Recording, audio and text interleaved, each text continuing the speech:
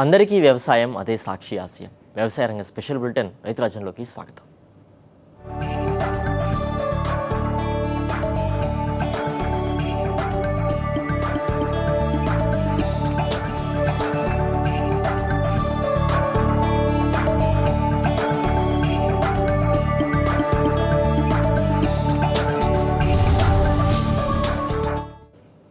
ప్రస్తుతం మామిడి పంటల్లో కీలక దశ అయిన పూత దశ కొనసాగుతోంది. పూత బాగా ఉంటేనే ఖాత అంటే మంచి కాయల దిగుబడి వస్తుంది. ఇప్పుడు రైతులు జాగ్రత్తగా ఉండి సరైన సస్యరక్షణ చర్యలను చేపట్టాలని వ్యవసాయ శాఖ అధికారులు సూచిస్తున్నారు. మామిడి పూతను దెబ్బతీసే అనేక రకాల చీడపీడల విషయంలో జాగ్రత్తగా ఉండాలని చెబుతున్నారు.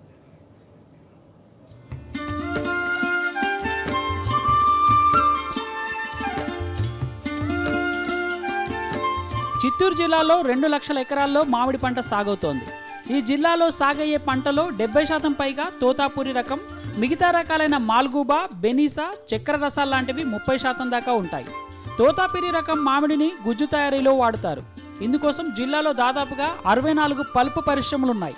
ఇక్కడి నుంచి పలు దేశాలకు పల్పు ఎగుమతవుతోంది.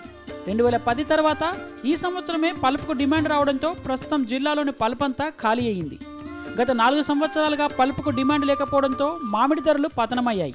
ఇప్పుడు ఆ పరిస్థితి లేదు. పల్పు డిమాండ్ నేపథ్యంలో రానున్న సీజన్లో మామిడి పంటకు మంచి ధరలు రాబోతున్నాయి. ఈ విషయంపై సంతోషంగా ఉన్న మామిడి రైతులు చెదలు రాకుండా చెట్లకు సున్నం కొడుతున్నారు. సాగునీటితో పాటు మందులను డ్రిప్ ద్వారా అందిస్తున్నారు. చిన్న చెట్టు పెద్ద చెట్లు ఉంటాయి. ఇప్పుడు కాపు యజా దిశలో వస్తున్నాయి. దానికి అగ్రికల్చర్ ఆఫీసర్ దగ్గరికి పోయి వాళ్ళ సలహాతో ఏ మందులు కొట్టాలన్నా కొట్టి మేము ఇప్పుడు చేస్తాము. మంచి పంటగా తెచ్చుకుంటాము. 3 గంపలు ఎరువులు, కాంప్లెక్స్, డిఐపి అంతా 5-6 వస్తువులు కలిసి 1.5 కిలో 2 కిలోలు చెట్టుకు గాడి కొట్టి గాడిలు వేసి పూడ్చి పాదులు కట్టి నీళ్లు పెడతా ఉన్నాం. సున్నం కొడతా ఉన్నాం, చూస్తూ ఉన్నాం.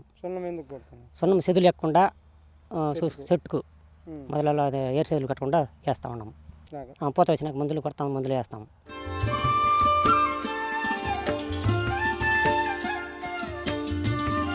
మామిడి పూత సాధారణంగా డిసెంబర్, జనవరి నెలల్లో మొదలై ఫిబ్రవరి వరకు పూస్తుంది. 8 నెలల పాటు చేపట్టే యాజమాన్య పద్ధతులు ఒక ఎత్తు అయితే, పూత నుంచి కోత వరకు 4 నెలల పాటు చేపట్టే పద్ధతులు మరో ఎత్తు. మామిడిలో పూతంతా ఒకేసారి రాదు. దీంతో మాసం మొత్తం పూతకాలంగా ఉంటుంది. పూత ఒకేసారి రాకపోవడంతో సస్యరక్షణ చర్యలు చేపట్టడంలో, కోత కోయడంలో రైతులకు ఇబ్బందులు ఎదురవుతుంటాయి. ఇప్పుడు ఒక 10-15 రోజుల్లో మనకు పూతకు వచ్చి టైం వచ్చింది. ఇది మామిడి చెట్లు ఇవి. ఇప్పుడు వరకు స్ట్రెస్ పీరియడ్లో అంటే ఏంటంటే మనం చెట్లకి నీళ్ళు పెట్టకూడదు. ఆ స్ట్రెస్ పీరియడ్ అయిపోయాక పూత వచ్చి టైం ఎప్పుడైతే వస్తుందో అప్పుడు నీళ్ళు వదలచ్చు.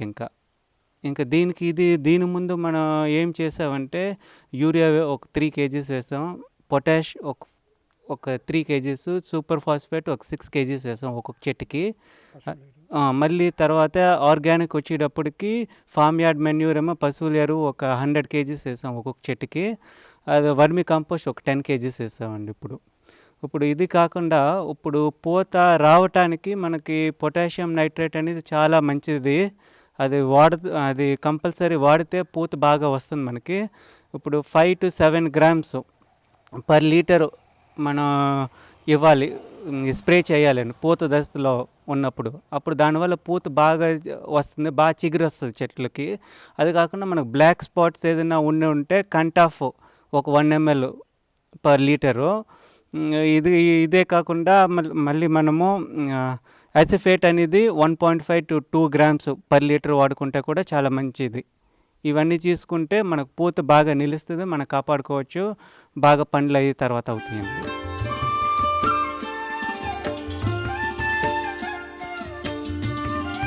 లేత ఆకులు, పూత కాండం, పూల మీద, చిరుపిందల మీద తెల్లని పౌడర్ లాంటి బూజు చేరుతుంది. ఇదే బూడిద తెగులు. ఇది ఎక్కువగా రాత్రిపూట చల్లగా, పగలు వేడి ఎక్కువగా ఉన్నప్పుడు ఆశిస్తుంది. దీనివల్ల పూత, కాత రాలిపోతుంది. వర్షాలు లేదా పొగమంచు అధికంగా ఉన్న సమయంలో ఆకుపచ్చ, పూతమాడు, నల్లమచ్చ తెగులు వ్యాపిస్తాయి. లేత ఆకులు, రెక్కలు, పూలను, పండ్లను ఆశించి నష్టపరుస్తాయి. ఆకుల మీద గోధుమ రంగులో మచ్చలు ఏర్పడి క్రమంగా మచ్చలు పెరిగిపోయి ఆకులు త్వరగా పండుబారి రాలిపోతాయి. రెమ్మలపైన నల్లని మచ్చలు ఏర్పడి పూలగుత్తులు, పూలు మాడిపోతాయి, కాయలు రాలిపోతాయి. తేనె మంచు పురుగును తీసుకుంటే తల్లి పిల్ల పురుగులు గుంపులుగా చేరి లేత ఆకుల నుంచి పూత కాండాలు పూలు లేత పిందెల నుంచి రసం పీల్చుతాయి. లేత ఆకులను ఆశించినప్పుడు ఆకుల చివర్లా మాడిపోతాయి, పూత మాడిపోతుంది, పిందెలు బలహీనపడి రాలిపోతాయి. అంతేకాకుండా ఈ పురుగు తేనె లాంటి తీయని పదార్థాన్ని విసర్జించడం వలన ఆకులు కాండాలు కాయలపై మసిపొర ఏర్పడుతుంది. దీంతో ఆకుల్లో కిరణజన్య సంయోక్రియ జరక్క కాయలు రాలిపోతాయి. పూత పిందె దశలో ఈ పురుగుల ఉధృతి అధికంగా ఉంటుంది. మిగతా సమయాల్లో ఈ పురుగులు చెట్ల మొదలు కొమ్మల బెరడులోని పగుళ్లలో ఉంటాయి. ఇటువంటి పరిస్థితుల్లో రైతులు మనము పూత స్టార్ట్ అయ్యేటప్పుడు గమనించుకొని ఈ పువ్వు మొగ్గలు దొల్చే పురుగు కానివ్వండి, లేకపోతే ఈ తేనె మంచు పురుగు గమనించి వెంటనే నివారణ చర్యలు చేపట్టాలా.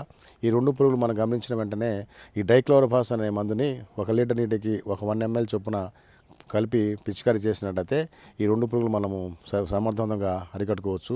అదే రకంగా ఈ పౌడర్ మిల్లి అని చెప్పి ఈ తెగులు మనము గమనించినట్లయితే ఈ పూత తర్వాత కొమ్మలు నుంచి రసం పీల్చడం వలన ఈ ఏపుగా పెరక్క ఒక రకమైన నీటి వసతి వర్షాభావ పరిస్థితులు ఉన్నట్టుగా ఇది భూమొగ్గలు తయారవుతుంటవి. ఇది గమనించిన వెంటనే దీన్ని నివారణ కోసము మనము హెక్సాకొనజోల్ అనే మందుని 1 లీటర్ నీటికి 2 ml చొప్పున కలిపి పిచికారీ చేసినట్లయితే ఈ పౌడర్ మిల్లి అనే తెగులు మనము సమర్థవంతంగా అరికట్టుకోవచ్చు.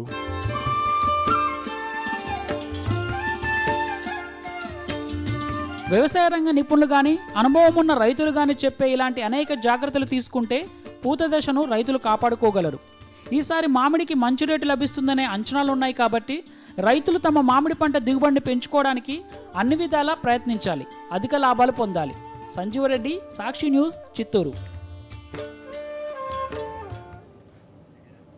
3 సంవత్సరాలుగా 20 కోట్ల రూపాయల బకాయిల్ని ఆ ఫ్యాక్టరీ రైతులకు చెల్లించలేదు. అంతేకాదు మరో 8 కోట్ల రూపాయలని కార్మికులకు వేతనాలుగా చెల్లించాల్సి ఉంది. అయినప్పటికీ కార్మికులు ఫ్యాక్టరీని సిద్ధం చేసి ఈ సీజన్లో చెరుకు క్రషింగ్కు సిద్ధమయ్యారు.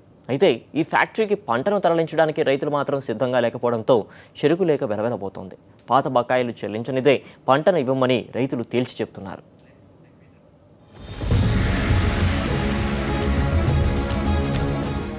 సీజన్ మొదలైనప్పటికీ రైతులు చెరుకును తరలించకపోవడంతో చిత్తూరు సహకార చక్కెర కర్మాగారంలో ఇంతవరకు క్రషింగ్ మొదలు కాలేదు. పాత బకాయిలు చెల్లించకపోతే పంటనిచ్చేది లేదని రైతులు తెగేసి చెప్తున్నారు. చిత్తూరు సహకార కర్మాగారం పరిధిలో చెరుకు రైతుల్లో కొంతమంది ప్రైవేట్ ఫ్యాక్టరీలకు తరలిస్తుంటే మరికొంతమంది సొంతంగా బెల్లం తయారు చేసుకుని పొరుగును ఉన్న తమిళనాడుకు తరలిస్తున్నారు. ఫ్యాక్టరీకి షేర్ హోల్డర్లుగా 17,000 మంది రైతులుండగా ఒక్క రైతు కూడా చిత్తూరు సహకార చక్కెర కర్మాగారానికి పంటను తరలించకపోవడం గమనార్హం. ఈ ఒక్క విషయమే చాలు ఇక్కడి రైతులకు యాజమాన్యం మీద, ప్రభుత్వం మీద ఎంత నమ్మకం ఉందో చెప్పడానికి. మాకు 3 ఏళ్ళుగా డబ్బులు రావడం లేదు. దానివల్ల ఇంకా మనకు చేసిన అప్పులు వేరే అట్టి నిలిచిపోయినది, వాటిని తీర్చాలా, దాన్ని ఎదురు చూస్తుంటే పనులు కావడం లేదు. దాని గురించి ప్రైవేట్ ఫ్యాక్టరీకి, సాగర్ ఫ్యాక్టరీకి తోలుతున్నాను. ఇప్పుడు 2 ఏళ్ళుగా ఎక్కడనే తోలుతున్నా. నాకు 3వ సంవత్సరం డబ్బులు కూడా ఇంకా 300 ఎక్కడ మనకు 150 టన్నులకు రావాలా, ఇంతవరకు రాలేదు. ఈ పరిస్థితుల్లో మేము గాలిమణి తోలకుండా ఉంటే అది ఎప్పుడు డబ్బులు వస్తుందో ఏమో మనకు తెలియదు. దానికి ఎవరు గ్యారంటీ ఎవరు లేదు. ఫీల్డ్ మ్యాన్ అడిగితారంటే తోలండి, డబ్బు వచ్చినప్పుడు తీసుకోండి అంటారే కానీ దానికి నేను జవాబుదారిని తీస్తామని చెప్పడం లేదు. అటువంటి పరిస్థితులు మేము ఏ గ్యారంటీ పెట్టుకుని చెరుకు తోలగలము? మేము సన్నకారు రైతులుగా ఉంటాము. మేము ఇవ్వాల్సిన వాళ్ళకి ఉంటుంది, ఒక ఎరువులు తీయాలా, ఒక కూలీళ్ళకి ఇవ్వాలా, లేబర్స్ అన్నీ మేము చూడాలా. ఇటువంటి పరిస్థితులు మేము ఆ ఫ్యాక్టరీ తోలేసి మేము ఎదురు చూసుకుంటా ఉండాలంటే మా పరిస్థితులు కాదు. దానివల్ల ఇప్పుడు మాకు గిట్టుబాటుగా మాకు ఏది దగ్గర ఉండేది మనకు డబ్బులు మాకు వచ్చే దానికి ఇట్లా ప్రైవేట్ ఫ్యాక్టరీ ఇది రేటు ఇచ్చి 2,000 చిల్లర ఇస్తారు. ఎంతో ఇచ్చేది మనకు రేటు పెద్దగా. ఇప్పుడు మా గవర్నమెంట్ ఫ్యాక్టరీలో ఇంతవరకు రేటు పెంచలేదు, మంచి లేదు, చెడ్డ లేదు, ఏమీ చెప్పడం లేదు. దాని గురించి మాకు ఏమనే విషయం తెలియలేదు. దానివల్ల ఏదో జరిగిన కాడ మాకు అనుకూలంగా మనకు అప్పులు తీరాలా, మా పరిస్థితులు బాగుండాలనుకున్నది మా దగ్గర అనుకూలంగా మేము తోలుకుంటాం. ఇది కార్వేటి నగరానికి చెందిన రైతు మురుగేష్ ఆవేదన. పాత బకాయిలు రాకపోవడంతో తాము చేసిన అప్పులు గుర్తొచ్చి రైతులు బెంబేలెత్తుతున్నారు. అయినా చంద్రబాబు సర్కార్కు చీమ కుట్టినట్టు కూడా లేదు. మరోవైపు కార్మికుల పరిస్థితి కూడా దుర్భరంగా ఉంది.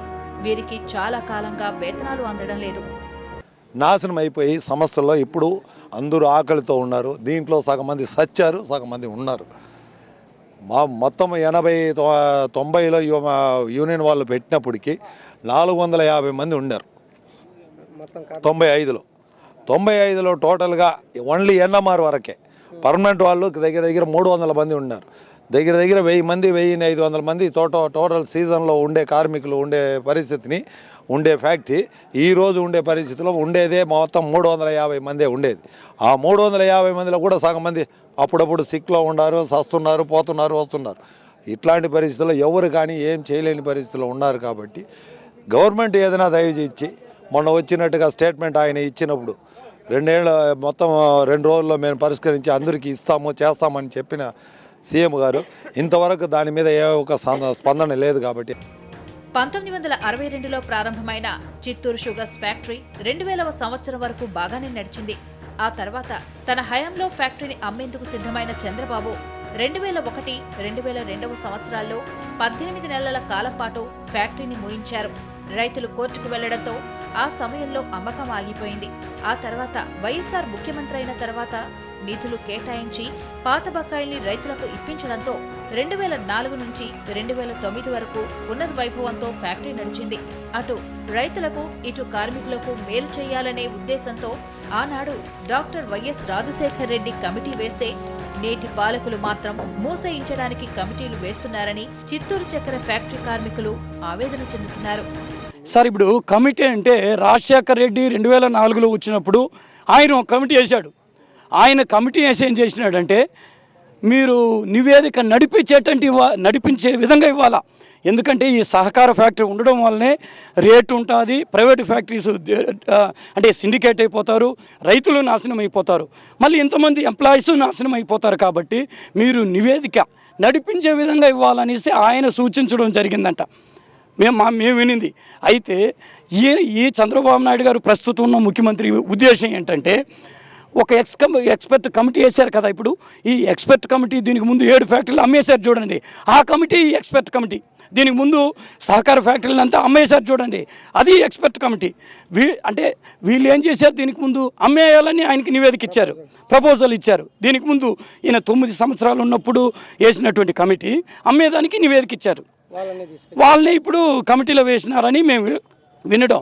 వీళ్ళు కూడా అన్ని అనాలిసిస్ చేసి దీన్ని అమ్మేయడానికే వచ్చినట్టు ఎంప్లాయీస్ కానీ రైతులు కానీ ఆందోళనలో ఉండడం వాస్తవం. కేన్ఫీల్డ్ మ్యాన్ ఫయని ఆవేదన ఇది. ఈయన ఫ్యాక్టరీ పరిధిలోని రైతులతో మాట్లాడి వారికి ఫ్యాక్టరీకి మధ్యన అనుసంధానంగా వ్యవహరిస్తుంటారు. రైతులు ఎందుకు చిత్తూరు సహకార చక్కెర కర్మాగారానికి పంటను తరలించడం లేదని అడిగితే ఏమంటున్నారో మీరే వినండి. 13 నెలలుగా జీతాలు లేకపోతే కార్మికులు వచ్చి రోడ్డున పడే పరిస్థితి, ఇంట్లో ఉండే ఏ వస్తువు అయినా అమ్మి తింటున్నారు. అప్పులు ఇచ్చే వాళ్ళు ఎవరు లేదు మాకు. అందువల్ల తాలిపడితో కూడా కుదుపు పెడేస్తుంటారు.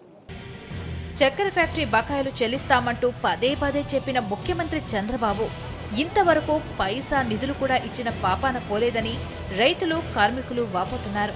పస్తులతో కాలం వెళ్లబుచ్చుతున్నామని ఆదుకోవాలని వేడుకుంటున్నారు.